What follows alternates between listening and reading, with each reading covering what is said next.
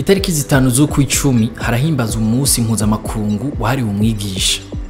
Kugira ngo ugere aho uri uno musi, ndizera cane ko abigisha babigizemo uruhara. Nakaryo keza ko kugaruka ku iteka n'ikibanza gihabwa umwigisha hano iwacu mu Burundi. Mu 2023 ikinyamakuru magazine imbere catubwira ko ica kane c'abarundi ari abanyeshuri. Bice bisaba ko twiyumvira bihagije kubajejwe kubaho ubumenyi ari bo bigisha, kuko umwuga wo kwigisha mu Burundi by'ukuri n'ibanga. Niyo nkuru nyamukuru tuza kurabira hamwe no musi. Amahoro neza, ni David, nizere ko meze neza. Ngo umwigisha w'umudeset mu Burundi ahembwa musi y'ibihumbi 300 ku kwezi, nkuko vyanditse ku rubuga rw'ikigo mpuzamakungu kiraba ivy'indero UNESCO mu 2020. Umwigisha umwe akorera mu gisagara ca Bujumbura avuga ko gutungira umuryango mu gisagara uri umwigisha ahembwa umushahara w'ibihumbi 300 atari coroshe. Uwo mwigisha yaraharuriye yaga amafaranga akoresha mu matike aja ku kazi. Yonyene ararenga kure ibihumbi 80 yahembwa ahejeje kuriha ideni rya banki. Abajijwe uko baca babigenza mu gufungura, yavuze ko atari coroshe. Ikibagiwe co ngo ngucishamwo utwo kurya turyoshe nk'agaceri canke agasosi. Uwo muryango kugira ushobore kubaho babwirizwa kwaka ideni. Hari ikindi kibazo gihanze abigisha bo mu Burundi.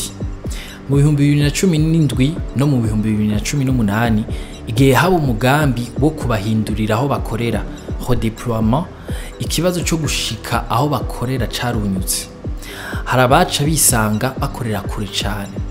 Mu 2002 leta yari yagiraniye amasezerano n'amasendika y'abigisha kugira ibaronsi bibanza parcelle hafi y'amashuri bigishako. Abari mu masendika bavuga ko uwo mugambi batazi yo wahereye. Nkaremise Ngiyumva arongoye isendika y'abigisha STEB avuga ati nivyo hari ama parcelle yahawe abigisha umugambi ugitangura, ariko inyuma y'imyaka mike wahavuye utabandanya. Abatwara ngo babasiguriye ko amatongo ya leta ari karagabanuka, ayandi nayo yakorewemwo imigambi komakomeye y'igihugu. Mu 2008 harashizweho ikigega FLE gifasha abigisha kuronka ingurane bariha inyungu itavuna kugira boroherwe kwiyubakira amazu. Ikibazo nuko kuronka ingurane ifadika ngo bikirimwa gahaze. Hambavu y'ivyo bibazo hiyongera ko ibibazo bindi bisanzwe bihanze gisata c'indero. Aho twovuga nk'ubwishi bw'abanyeshuri, urashobora gusanga ishuri rimwe ririmo abanyeshuri barenga 160 ku mwigisha umwe. Hariho kandi n'ikena ry'ibikoresho fasha nyigisho. Tugarutse ku bukene bw'abigisha, umushikiranganje w'indero François Habyarimana yamenyesheje abakenguza amateka ko leta ikeneye abigisha ibihumbi 12.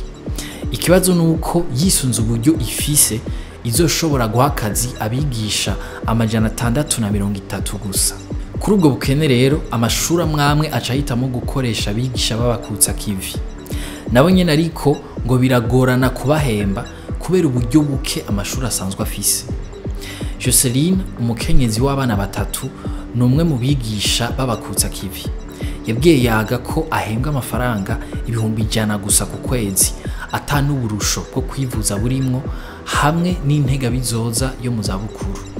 Ahoga mu buruhuko ntibahembwa.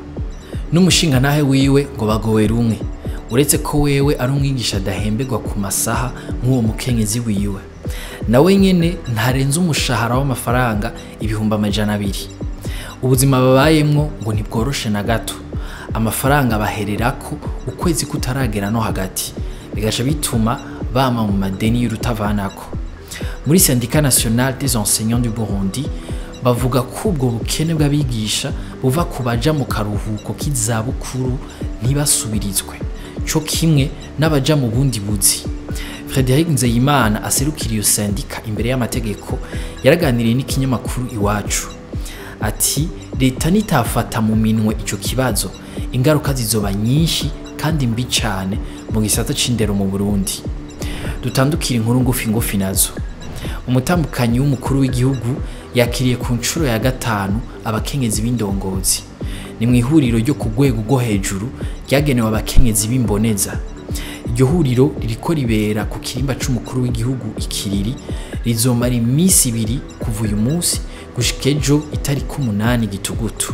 Abanyacubahiro batari bake bitavye iryo huriro uhereye ku mukuru w'igihugu. Mu bashitsi bavuye hanze y'igihugu harimwo abatambukanyi b'abakuru b'igihugu vya Gabon, Republika iharanira demokarasi ya Kongo, Nigeria hamwe na Serbia. Ikiringo co gusansuma ingendeshwa zose zinywa igitoro congerejwe gushika kw'Imana itariki 13 Gitugutu 2024. Umuntu ashobora kwiyandikisha ku rubuga ngurukana bumenyi abanje kuva mu buhinga igitoro pass bubibafasha kuri sopebu.com. Abo bigoye boja ku bibuga vya ETS Kamenge, ikibuga co mu Kinama nico kuri Paroisse Kanyosha kugira babafashe. Ibikoresho binywa igitoro bitagira inomero ibiranga plaque bavyandikisha ku cicaro ca Sopebu kiri mwirohero ibarabara gitiriwe Pierre Ngendandumwe kuri numero 32. Young Sisters yarayitsinze Gladiator Women's Basketball Club mu rukino rwa gatatu rw'inkino za nyuma za playoff y'abigeme. N'urukino rwarangiye Young Sisters ifise amanota 62 kuri 53 ya Gladiator kuri uyu w'Imana itariki 6 Gitugutu 2024. Umugwi uzokwiza intsinzi zitatu irya mbere ni uzocuheza ari uwa mbere muri playoff z'urwo rukino rw'umupira w'amaboko mu bigeme. Urukino rukurikira ruzoba itariki 9 z'ukwicumi kuri departement. Mwakoze kudukurikira. Aya makuru muyasanga ku mbuga za Yaga na Iris News. Hanje tuzosubira ejo.